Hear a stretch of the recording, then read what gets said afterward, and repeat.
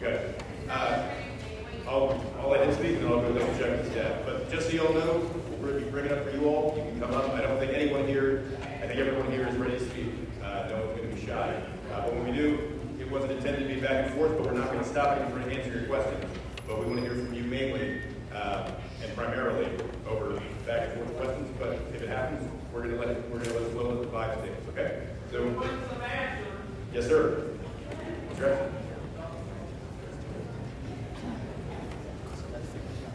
On top of us.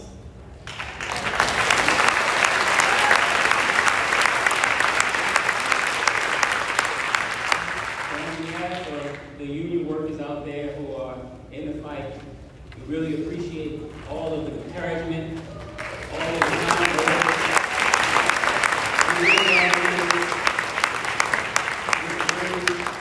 work fighting. We appreciate you. Thank you for coming, and thank you for your continued support.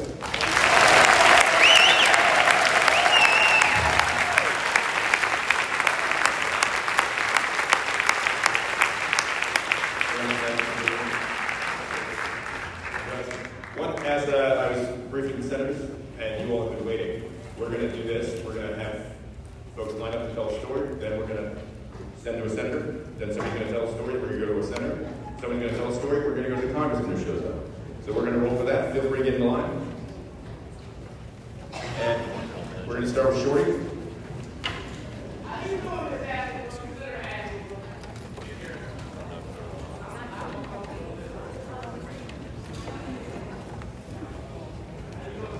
Well, I don't think any of us are doing that great right now. You know, we are in a really tough time, but you know what? We are going to fight together. But I'm, like everyone else here tonight, deeply concerned about our state, deeply concerned about our families, deeply concerned about the direction of our country. But we're going to talk about that in a moment. But I'm glad to see you, Shorty, and glad that everyone has come out tonight so that we can have this discussion.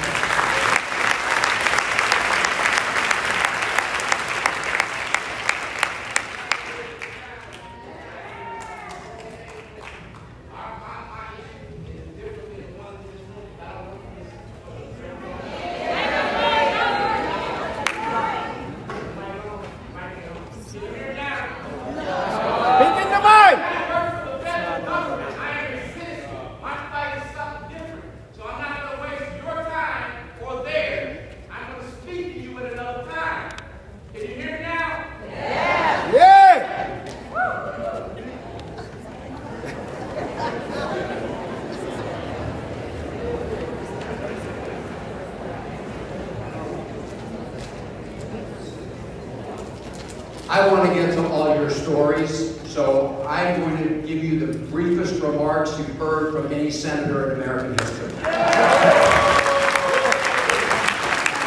I want you to know a couple things. I am angry too. I'm not sleeping either, and I fear for the future of our country.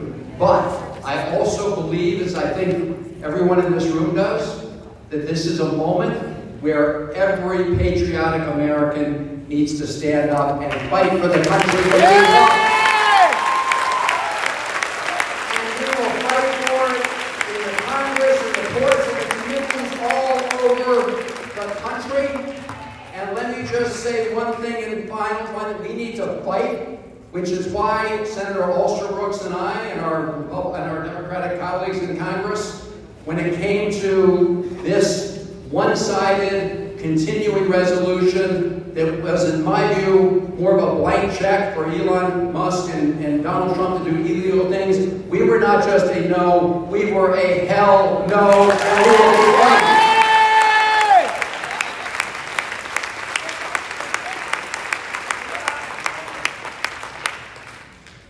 Thank you so much, Senator Van Hollen and Senator Alsterbrooks, for all the work you're doing.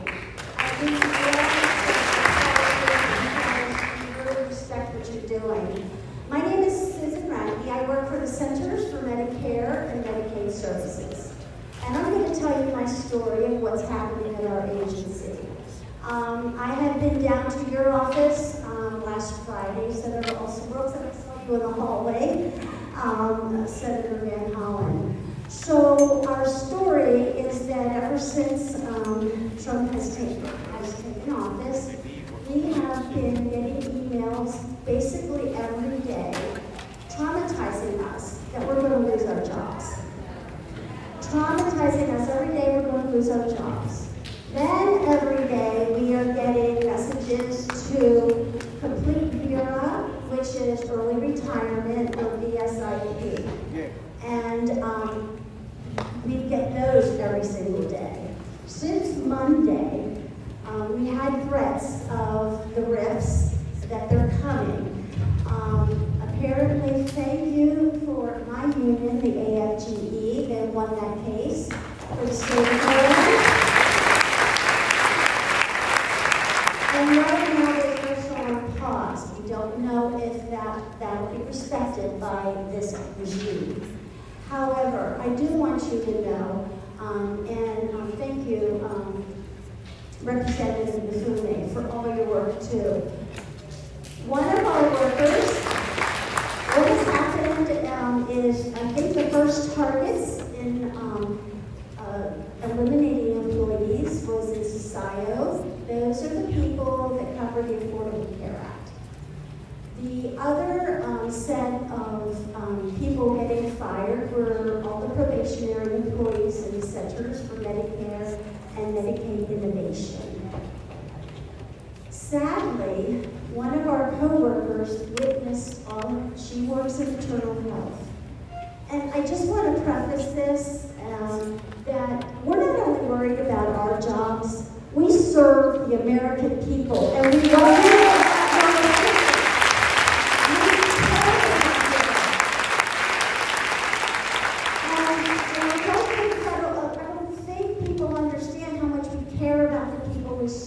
and we want them to be healthy.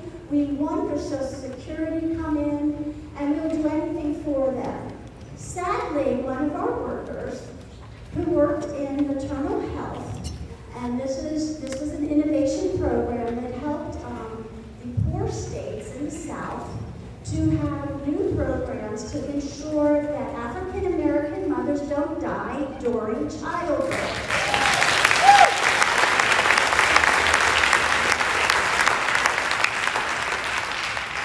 Doge eliminated those jobs. Employees got fired, and our one employee who worked with them was so distraught that she committed suicide. So this is what's going on.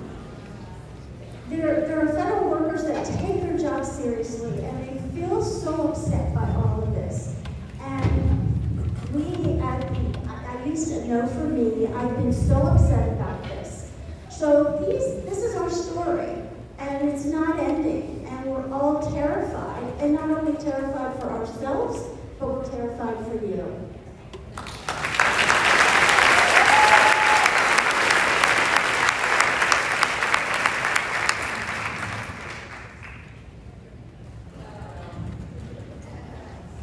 Well, first of all, I want to thank you so much for your service. And I think you said it best. Those who work inside our federal government, first of all, they are patriots. These are the truest patriots you know, are civil servants who work on behalf of the American people. I have met them. Many who work inside our government for decades, and these are individuals who show up not to serve Democrats or Republicans, but to serve the American people. And what we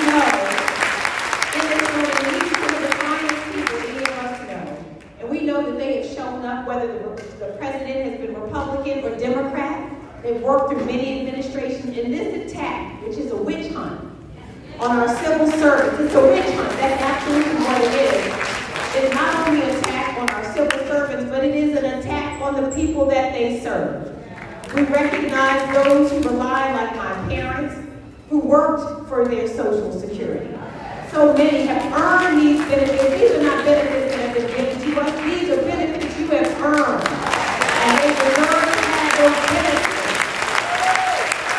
And our civil servants work to make sure that they get those benefits, that our veterans are taken care of. And these are the people who have been targeted in the most callous way that we can imagine. I think the activities of this administration domain, and many of them, of course, we know as well, are illegal. That's a whole lot of Now, I can tell you that this has nothing whatsoever, we all know this, nothing whatsoever to do with inefficiency.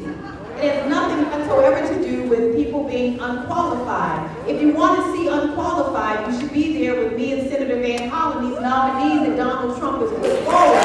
We know that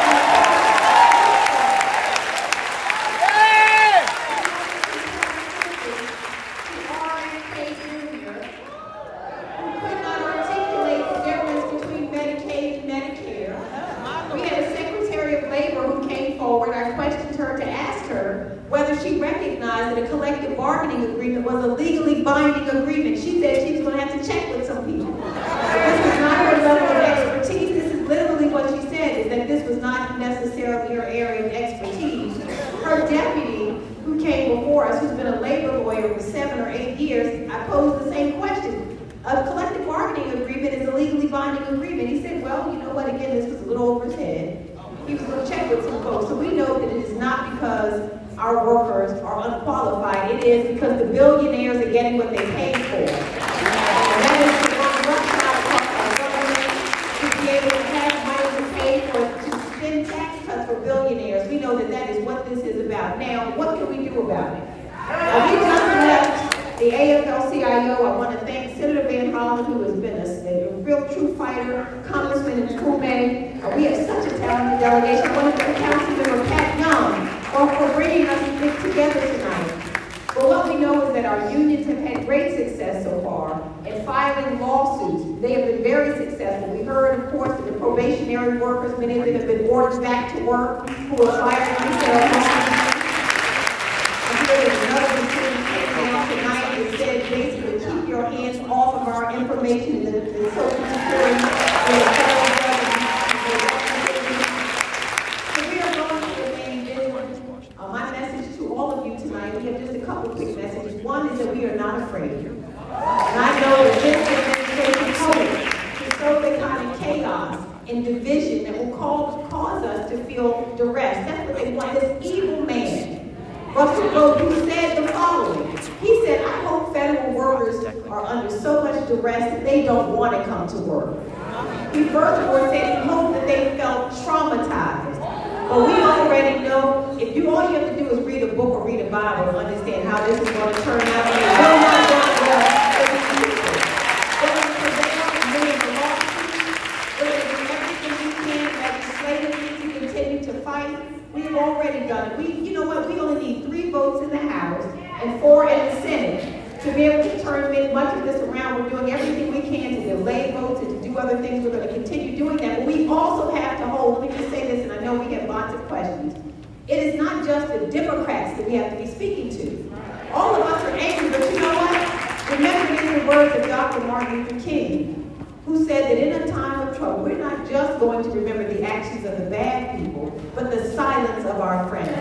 We need to remember the Republicans on the other side who are under attack to understand our volunteers. Reach out to Ann Harris, reach out to these others, and make sure that they are also doing what is necessary to stand up in this moment. So thank you, and let's continue. We're going to continue fighting, and we're going to win.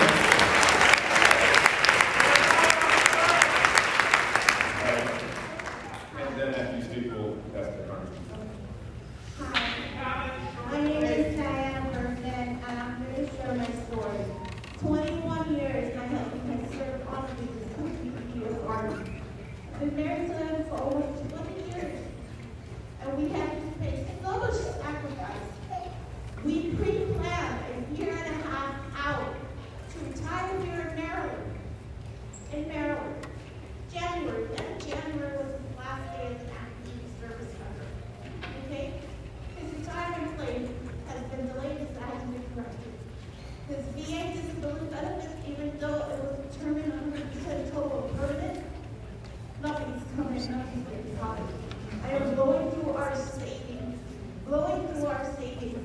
He was able to obtain a federal contract job, and we've never felt so much uncertainty. After 21 years of serving this country, okay?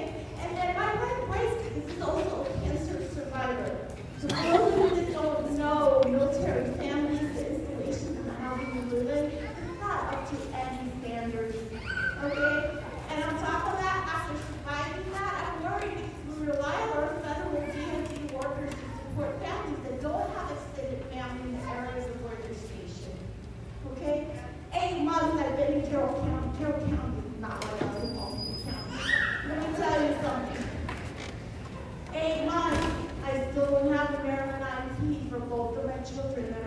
special needs.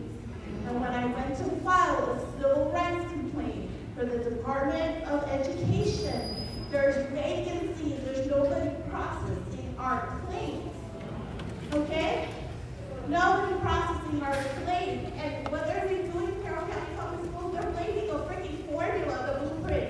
That is their answer to the incompetence while they have child psychologists practicing without being licensed in Maryland. Okay? So this is not a dysfunction of what we're dealing with and what we're fighting with. And my child's 17, the one that's going to be qualified for Social Security, if the department's even still there, to get his benefits and needs. And we just sacrifice, so many sacrifices, you guys continue to stand by you and advocate, fight to have equitable education for all our students in Maryland and buildings that are healthy and safe for our kids. So I've never felt so certain about what our future holds, and I know I shouldn't be feeling like this after so many sacrifices, so many birthday champagne love. You know, my husband, after my youngest son being born for 2 weeks, I supported him and he went and did his deployment. He did his deployment in Iraq. I lost so many friends and family members, a close cousin that came back paralyzed after I freed him. So this is not how you treat the people of this country. That's sacrifice.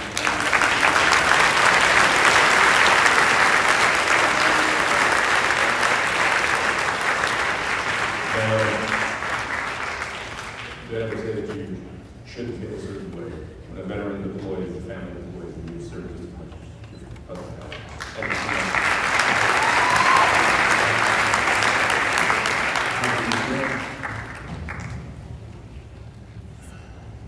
I know there's a lot of people who would like to say, and we're prepared to say all I can hear, because that's how important it is. I'm Congressman Kwesi Mfume. I just listened to her comments and the comments of others.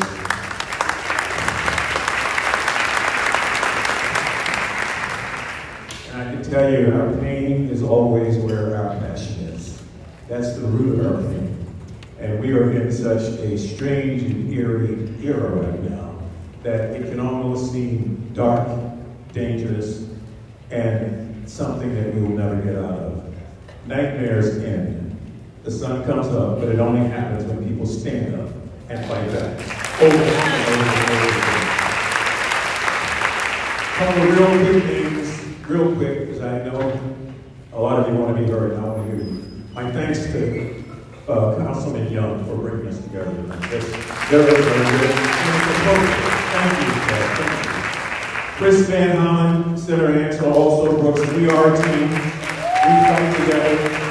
We ride together, and we will win together. And Johnny O, who could not be here earlier, as well as Jamie Raskin, and Steny Hoyer, and Glenn Ivey, all the members of the Maryland delegation on the Democratic side are in this meeting. So let me tell you, I hope people are viewing this tonight all over the country and see us. We want to be seen. We are black, we are white, we are Jew, we are Christian, we are Muslim, we're uptown, downtown, city, and county. This is America. This is America.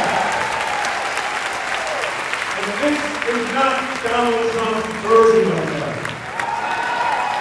So I am thankful for all the people who work with Indivisible, who have worked so hard to get people out, Democracy Now, the ACLU, the AFPE, all of the unions that have been filing lawsuits. There have been 125 challenges. As of today, we won 42, and the count is still going up.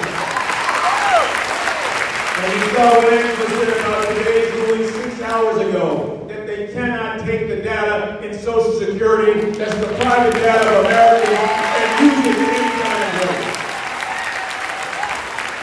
Now, I think I can fairly say that I'm probably one of the oldest people in here. Oh yeah, 1948. Anybody got any meat? There's a few, okay. We are the seniors. Never thought I'd say that. We are the seniors. But I say it because we have seen so much. We've seen the hard times in this country. A nation that had to overcome its own ills and ignorance. We've seen what happens when people win. and we see what happens when we reach out. Power comes from the bottom up. Never stop pushing. All of us who are up in any kind of position to do all we can. When we fight, we win. When we fight, we win. When we fight, we win. We will win.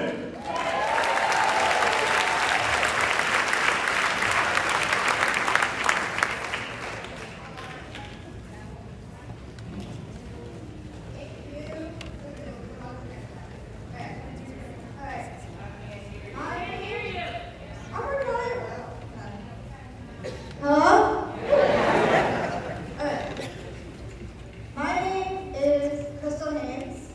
Honestly, this is not my story, I hope yet. You have said, I speak to senators. You tell us to get in the streets. People are getting disappeared for protesting. There's an illegal ICE operating in the federal building in Baltimore. As we sit here in the air-conditioned facility, these people are being detained there for much longer than ICE's own 12-hour policy. They do not have access to food, water, medicine, basic hygiene. The 6th floor of the federal building in Baltimore has been sealed off from even the attorneys that are representing the people detained there. They're being held there in inhumane conditions for days on end. Mahmoud Khalil was disappeared to Louisiana, tricked from his apartment when the armed 8-month pregnant wife. Green card holder too. He was a legal permanent resident. Why was he detained? For exercising his First Amendment right. So, we get in the streets. I don't want to have to stay at this facility. So what are y'all doing to close the illegal facility operating in Baltimore? On the streets, to put that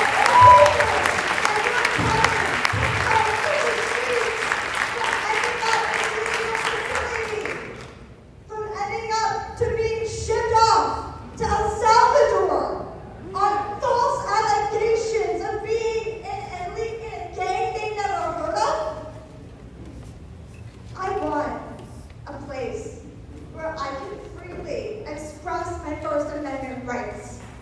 I am a Jewish American and I am afraid to not friends.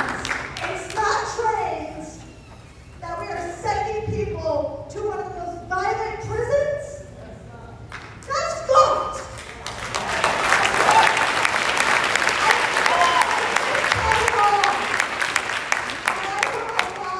About Social Security. I heard a lot about federal workers. I heard nothing about these immigrants. And we're a fucking nation of immigrants.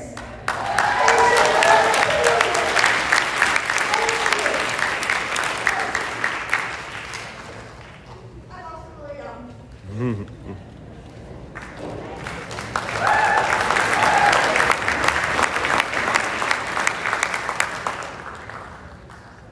So you're right. We are Haven't done facing. anything. What's that? And you still haven't done anything. So you're right. In addition to all of the Elon Musk, Donald Trump law breaking with respect to firing federal employees illegally and all of those illegal actions, we are seeing a mountain, a torrent of other attacks on our Constitution, on freedom of speech, and we are fighting back with everything we've got. And I have been speaking out about the terrible case of the student, right? Mahmoud Khalil at Columbia University. Whether you agree or disagree with what he said, we, the United States, should not be punishing anybody for expressing their speech. And we're not just seeing that. There's actually a case right now at Georgetown University There's one up at Brown University. So look, this is a moment when all of us are fighting back. I am fighting back on the Senate floor. Senator Alster-Brooks is fighting back on the Senate floor. Congressman Mfume is fighting back on the Senate floor, but also in the courts. So in the case of Mahmoud Khalil, the only good news was, you probably saw, I mean, the judge did order the case sent back to New Jersey, not to Louisiana. So it is true that right now, at this moment, when you have 125 lawsuits filed, and you have massive lawbreaking, we are focused on supporting the courts, and I am working with lawyers in many of these cases to help provide information in the cases, especially as it relates to federal employees. Now, with respect to the detentions at the Baltimore City Detention Center, just this week, our teams went and visited the detention center for the express purpose of working with our committees and our colleagues to file complaints against what is happening. So we are very focused on what is happening there as well. Let me just say, and when it comes to the case of the people who were swooped up under the new Alien Enemies Act, right? So, and by the way, the student case is based on another outrageous McCarthy-era law. But when it comes to the Alien Enemies Act, this is something that obviously Trump just drudged up. Again, we are fighting them in the courts, and we are going to work to try to deal with people in the Congress. Now, you raised a very important issue, and this was referred to by my colleagues. Unfortunately, so far, the threshold for our Republican colleagues to step up and speak out about violations to the Constitution, put aside what Elon Musk is doing, their capacity for silence seems to be limitless. They are shameless in not stepping up and talking about these issues, and not just talking about these issues, fighting for these issues. So I just do want you to know, we are very focused on issues of protecting the Social Security Administration and people who work there, and all the people who benefit from Social Security benefits, which are hundreds of millions of Americans. But we are not ignoring the violations of the First Amendment. We are not ignoring the immigration issues, and we will fight with you to protect our country, because those are fundamental values that we all hold dear. So thank you for being here and speaking out. I do want to say to the mom whose husband was serving for 21 years, we have some of our staff here in terms of your particular case and trying to get responses from the Veterans Affairs folks.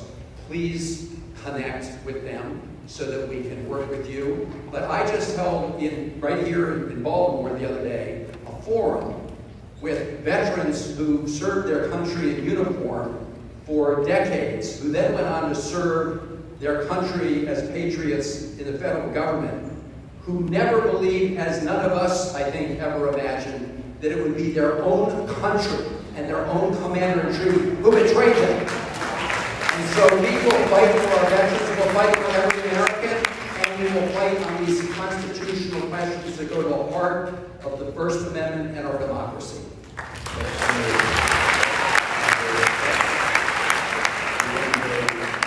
And then we'll go over here, and if I could, everyone here knows the importance of showing up. I just wanted to make sure I recognize my colleague from the Baltimore County Council, Councilman Julian Jones, is here as well. Thank you.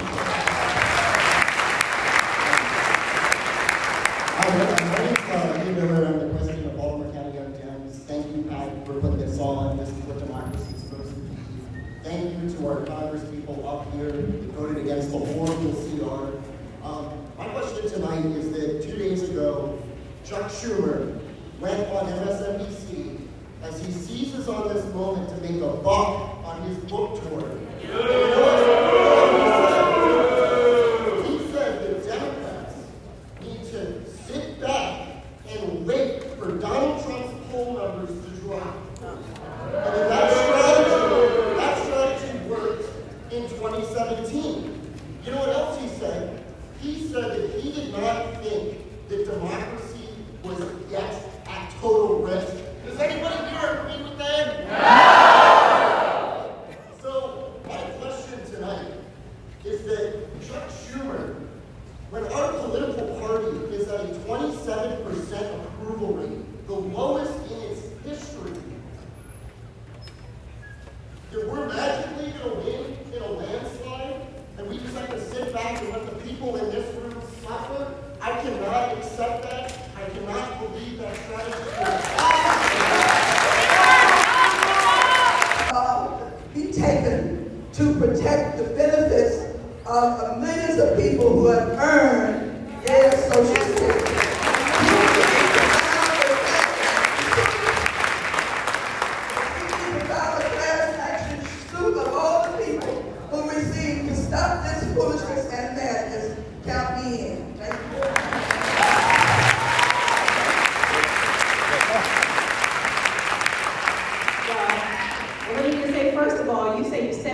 Whether or not it's accurate, if they're going to cut off something in April, and the truth of the matter is we don't know what they intend, except I can tell you this. We all need to hang on to our wallets, because when you watch this president in that joint session, how many of you saw that? When he told lie after lie about the people who've been on Social Security for however many years, 102 years. But what we knew was a great big fat lie was being told so that we would be desensitized to what they were planning to do with Social Security. And I don't trust them. And that's the reason that we have to continue. These lawsuits have been successful.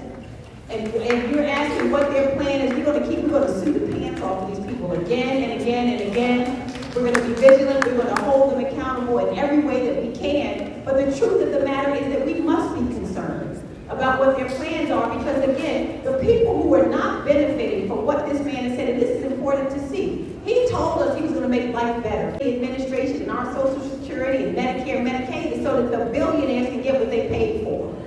They paid. Elon Musk spent over $200 million on the Trump campaign, and they want tax cuts for billionaires. The thing they have not delivered for us is lower grocery prices. We're looking also, because of these tariffs and expenses, housing and everything going up. So we're going to keep our eye on it. We're going to continue. That's the reason it's so important for people to speak up, because guess what? It's not just people in blue states who rely on Social Security. It's only a matter of time before the people who vote for him will suffer under his actions as well. And those people need to suffer as well. And I believe that they will, and we're going to keep fighting until we make sure that they take their hands off of our Social Security. We want their hands off of Medicare and Medicaid. We're going to keep fighting. But you're right to see, we don't believe a thing he says. And when he stood up there and lied like a rug at that joint session, talking about all that was going wrong with Social Security, we knew to be careful, that that's where they were headed next. So, this is what we're going to start doing, because I want to make sure that we get through as many people as we can, and hopefully everybody. We're going to go 5 people, 1, 2, 3, 4, and I'll dictate. And story and question, we keep it 90 seconds. And then those questions that you had, we'll leave it to the members to ask questions. Once they ask those questions, we'll go to the next 5, so we can start going. Sir, after you. Before I make my comments, I'd like to ask the photographer to hold off. I don't know if everybody here is comfortable. I asked one photographer what was going to happen with photographs with me, and he said they're going to be all over the country. I'm not sure everybody in this climate today is comfortable with their picture being all across the country on social media. They try to come back into the country, they get arrested, they go to Guatemala. We do not want that to happen. So you photographers don't necessarily pick. These guys are public figures. Take all the pictures you want of them, but not everybody here wants to have their picture taken. Appreciate it. Thank you, sir. Thank you, sir. Yeah, okay, now I work hard for you, Angela, also works. I work hard for Colin Harris.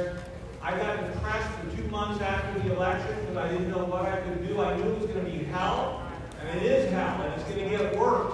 So the question is not, what are all the bad things they're going to do? It's money raised, we need to put it on all the media. We need leadership that can get out there and make the case instead of listening to the Trump's secretary, whatever she is, that goes up there and explains everything.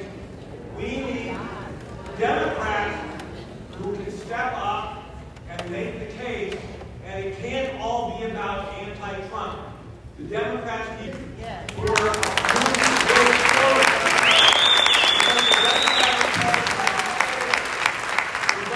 way down in the polls because we don't have a vision. We're not going to be Biden light. We're Biden all over again. Things are going to make our country better and stronger. I will try to be brief. My name is Mark Weaver. I am representing the Southwest Baltimore County Democratic Club. Sorry, local Democratic Club. All right. Check us out. Next meeting's April 21st. Anyway, I'm here to officially thank Senator Also Brooks, Senator, but we wanted to tell you that we vote. So we look forward to working with you in the future as we have in the past. Good morning. At the memorial, we're rebuild ethnicities and attacking minorities. I'm like Phil Kennedy being in this country with undocumented immigrants, so undocumented immigrants, so small, that's not even mentioned. And demonizing this vulnerable population will not slow the wealth that belongs to the country. Terrorizing people like my son's friends will not save lives. It's your command that this crisis and this debt not be used to bar people from a chance at a better life. So I ask this. Every time someone uses this argument in front of you, you use your position and your voices. That's not how it is. And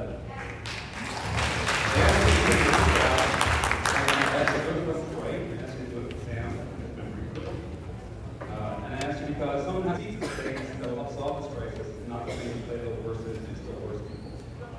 And vote because I'm like that, I'm just tired of hearing it.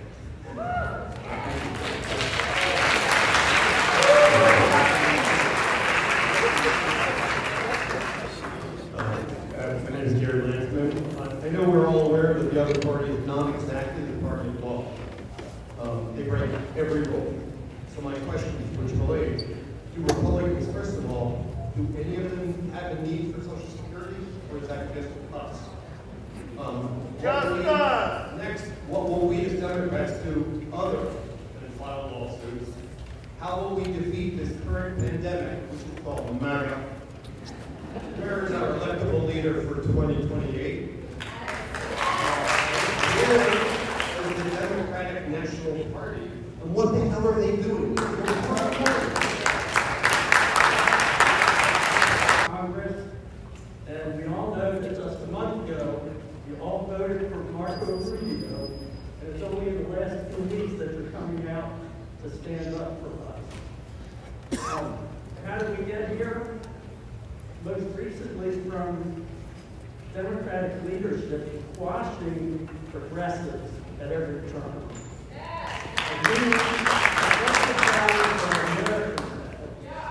And everyone's afraid to say progressive because it gets labeled far left.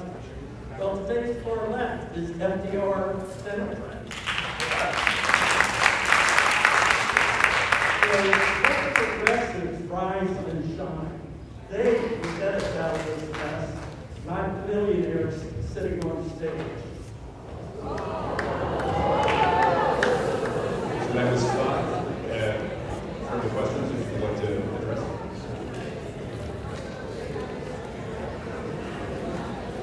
Well, let me just address a bit of what was said.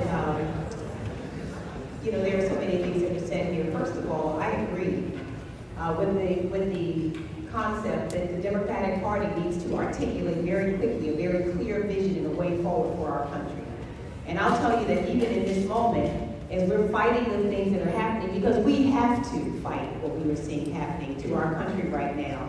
We are in a time where if we do not fight, we are looking at moving backwards. We think about our democracy, recognizing this president just last week defied a legal order. This is so frightening for us. And so these are scary times. But when we think about the vision that we have to articulate, we can never forget that the people of our country and the people of our community still expect us to get things done, even in a time like this. They have said to us unequivocally that economic opportunity, that we are concerned, all of us want the same things.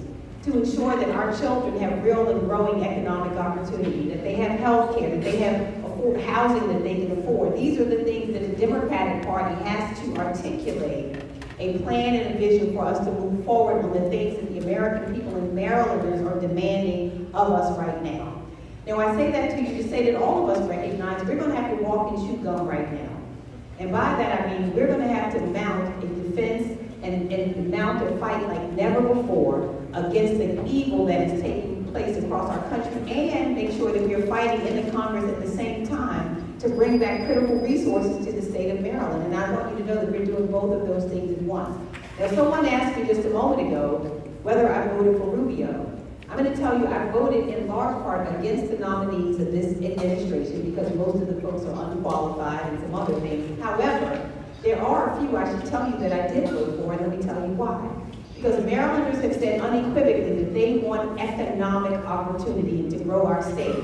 So for example, in the case of the Secretary of Transportation, I voted, even though I don't agree with a lot of what he said. I believe that Maryland needs infrastructure, we need transportation dollars, and we're going to need to grow jobs and opportunity for Marylanders and for all of our families.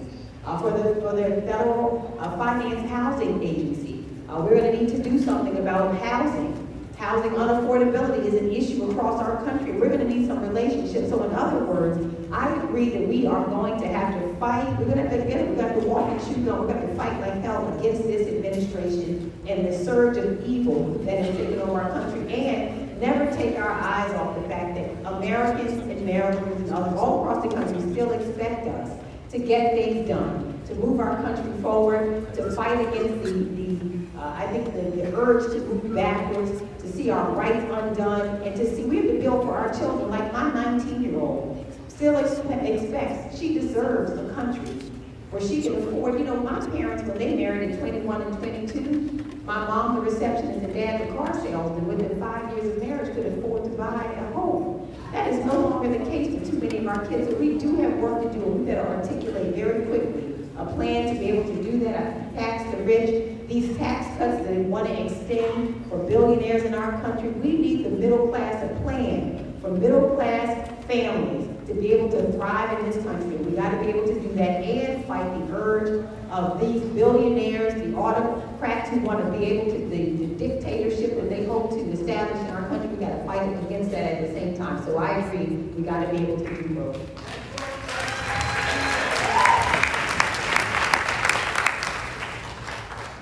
So first to Sam's dad. Where's Sam's dad? First of all, sorry for your loss of your son. But thank you for being here to talk back against all the fear-mongering that we hear in our country regarding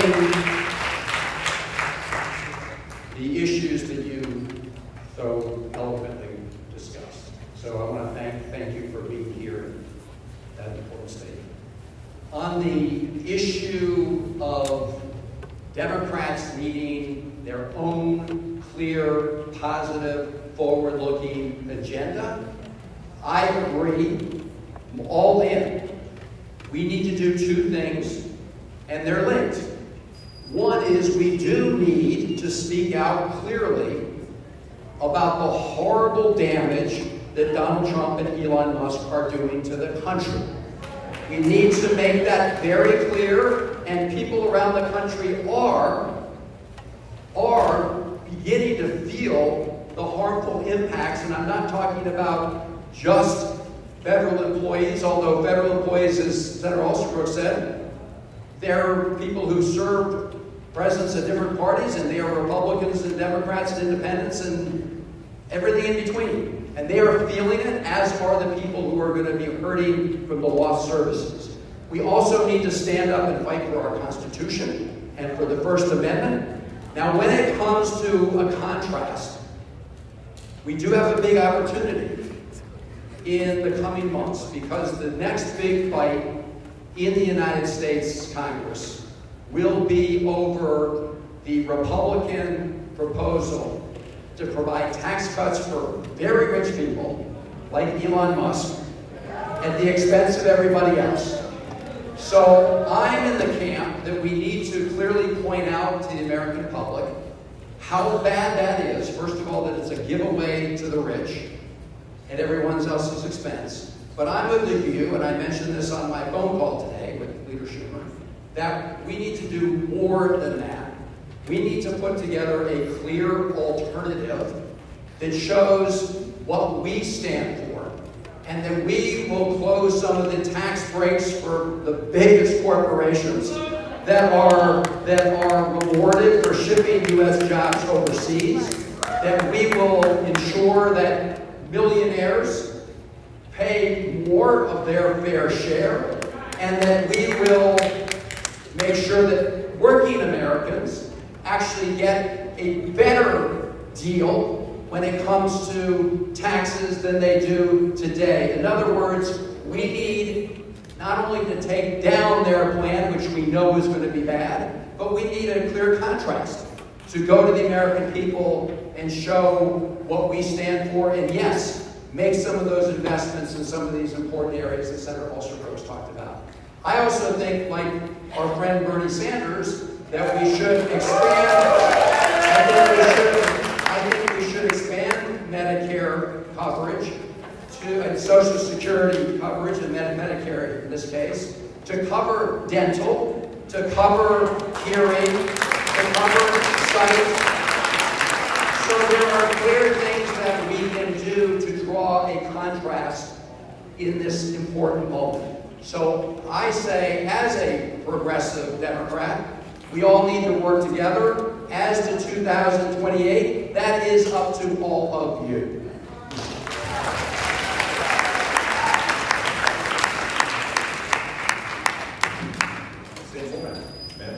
Thank you for letting me talk. My name is April now, and I'm a journalist. And I've been emailing you, Senator Van Hollen, for many years. And I'm sorry. I've been emailing Senator Van Hollen with my request for a long, long time. And what I have been wanting to get the Democrats to do is to get that message out, and to get it out at a level that most people will understand. Come up with a message. This hit me back in 25, 30 years ago, when I was knocking on doors in West Virginia, and I'd meet people with a key. And the reason that they loved George Bush and the reason that they loved Donald Trump is because they speak at a 7th grade level.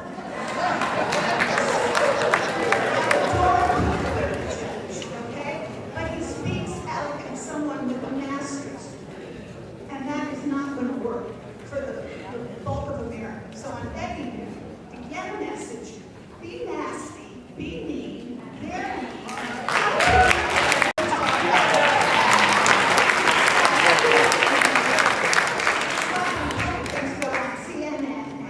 Don't even let the people get a word in. We need to do that, and we need to do it with a little humor, with our, tangerine, whatever it is. And find a couple people like Jasmine Crockett.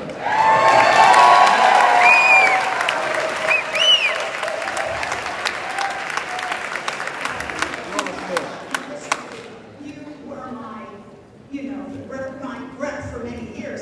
This is the maddest I've ever seen you get tonight. You were yelling at that guy. To get mad, to get out there. We have a right to be angry. Yes, ma'am. Thank you.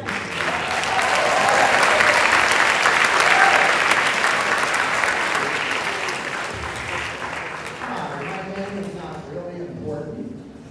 What it is important is I'm one of you. Yes, Senator, I am older than you. I'm 85.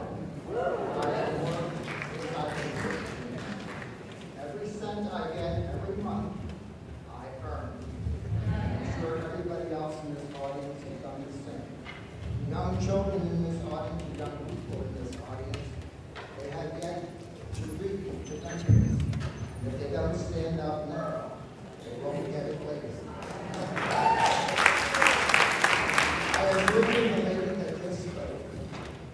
had to get tough. I called Senator Van Hollen's office. They have been very good to me and have served me well. And I thank them for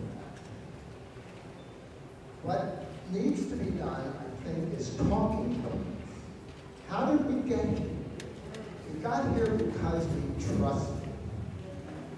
And the reason why we trusted was ignorance. We didn't know what he was actually going to do until now when he's doing it. And I spoke with an adult today, and I said, did you know that we had a charity organization? She said, no.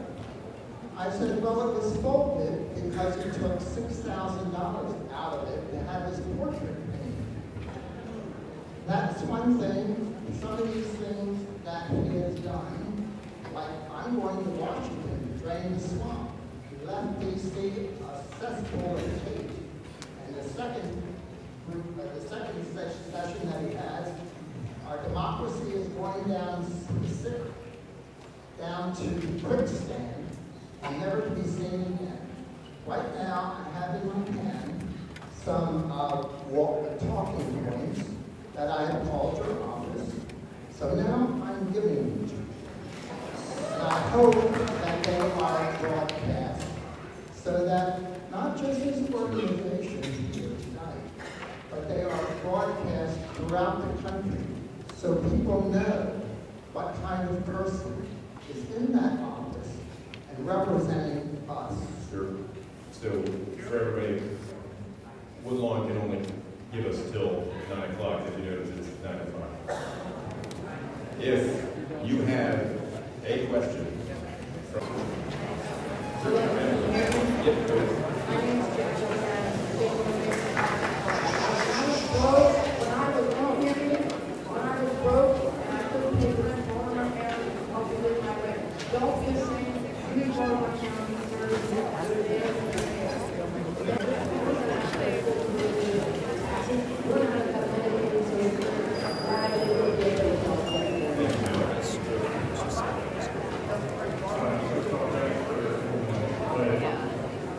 We have a lot of talk about benefits.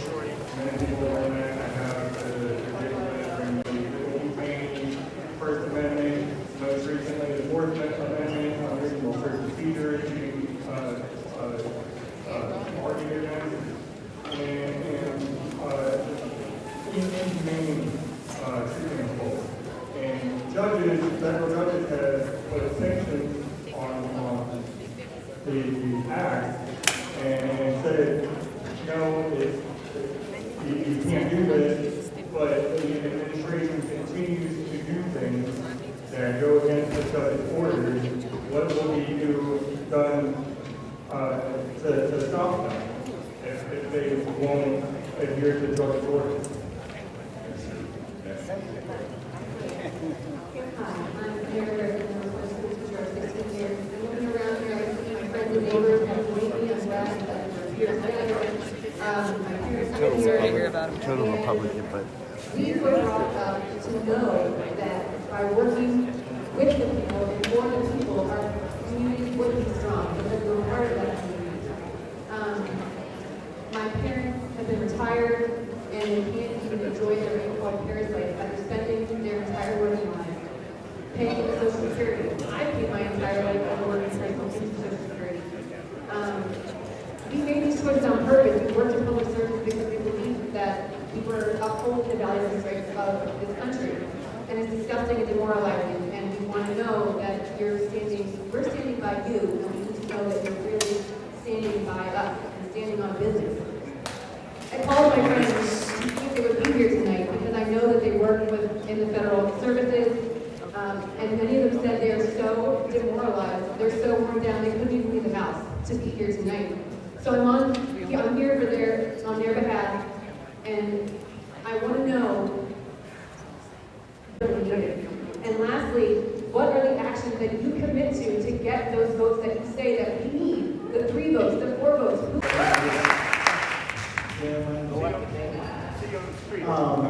I'm not ashamed of my name. And then there's history to it. One red, I'll get to my point. My family name is Briggs, and that name is synonymous with Brown versus two people. The case that was argued in the Supreme Court was Briggs versus South Carolina. That was my family. That was my cousin, Harry Briggs. My cousin sacrificed a lot for everyone in this country, especially sitting in this room. For politicians, I'm not mad at you. As a matter of fact, I like working with you all. I work in campaigns. But my thing is that if Donald Trump has boxed people in with, first of all, letting everybody with the militia. Next thing he does, right with the Republicans. And if he has gotten all the courts and all the legal people up under him, what do we do? And this is to the legal law folks. If they pulled out that 1768 amendment issue. But I want to make sure we thank you for your time and committing the committee to speaking in your.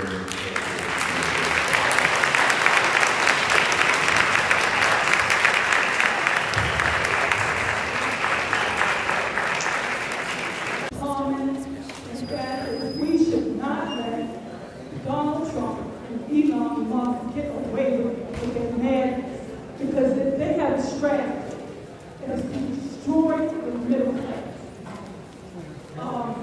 I was to organize effort.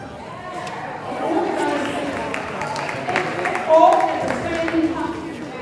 That's my suggestion. I don't know who would organize it, but it needs to be done. It's like insurance. It is not a Ponzi scheme. There's $2.7 trillion in the trust fund, and they want that money. They want that money to be invested in Wall Street, and that is the last thing we need. It is invested in treasuries, and if you go out and look at the actuaries say, it might never run out of money. And I want to know what we can do, because we are suddenly on the side of communists and dictators. What can we do about that? It horrifies me. Good evening, my name is Dr. Smith, and I'm a retired teacher of 41 years in the public school system.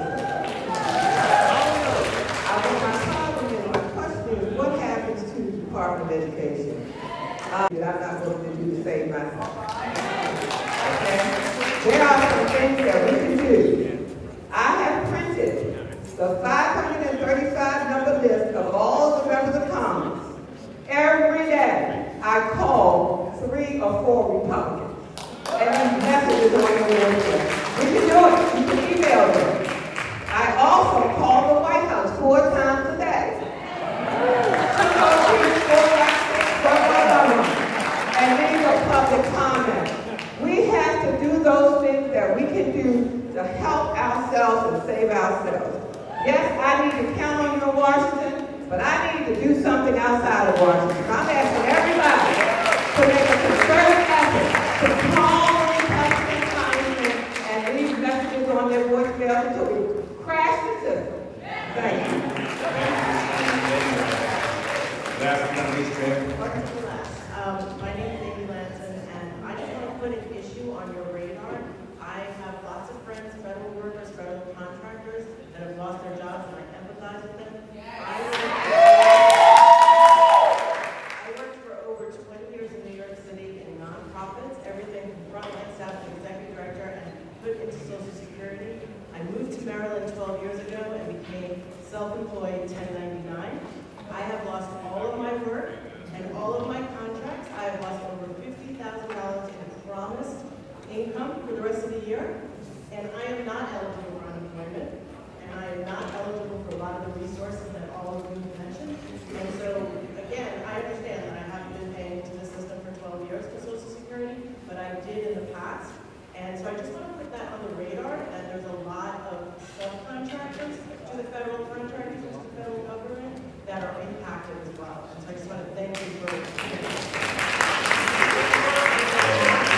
thank you all for being here. And this isn't the last conversation, it's the starting of a conversation around this entire week. I would like to pass it to Congressman Fumeda and the Senate. Well, Ted, thank you. Thank you again. And my thanks to all of you who hung around this evening. Clearly, it's important for people to express themselves in a democratic society and not feel ashamed to do it, not have any fear about it. So this is a good exercise. It really, really is.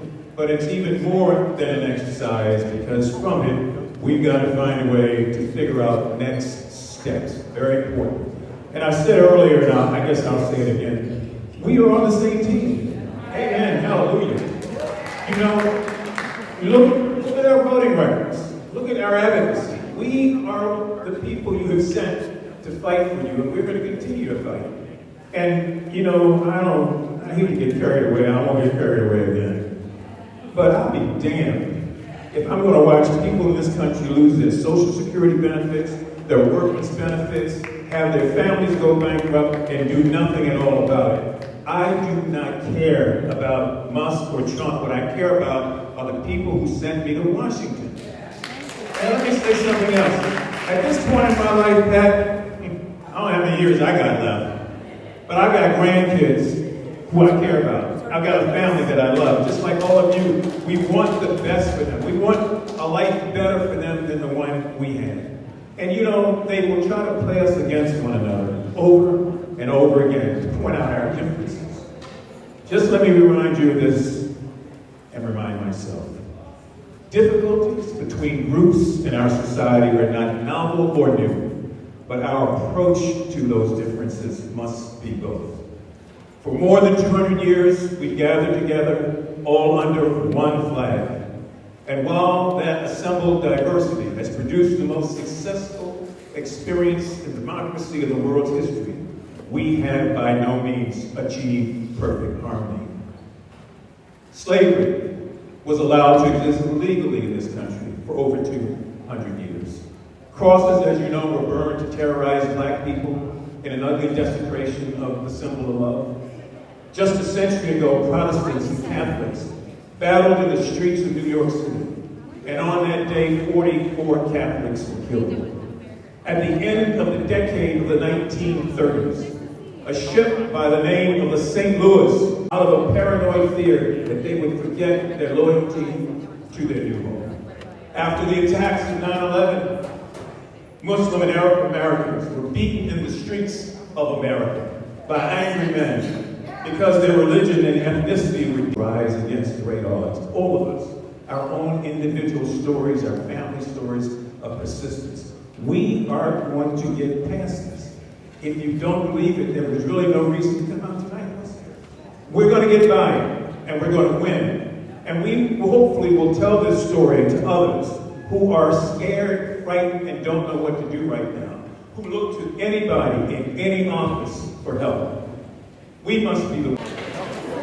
If you stay for a 1 minute drive for 1 minute, I was fasting whole day, me and my wife, we run to attend this one.